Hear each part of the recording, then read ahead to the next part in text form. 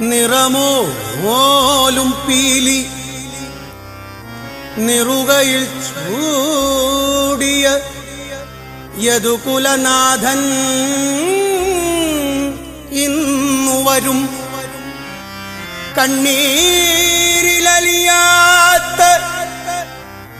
ചുടുകണ്ണീരിലലിയാത്ത എന്റെ ദുഃഖം